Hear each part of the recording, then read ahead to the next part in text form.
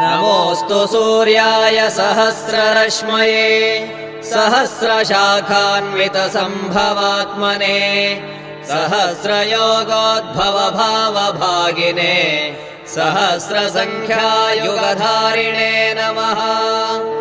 यन्मण्डलम् दीप्तिकरम् विशालम् रत्नप्रभम् तीव्रमनादिरूपम् दारिद्र्यदुःखक्षयकारणम् च पुनातु माम् तत्सवितुर्वरेण्यम्।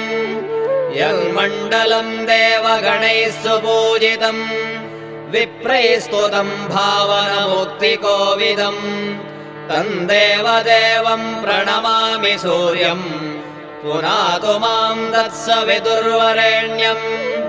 यन्मण्डलम् ज्ञानघनम् त्वगम्यम् त्रैलोक्यपूज्यम् त्रिगुणात्मरूपम्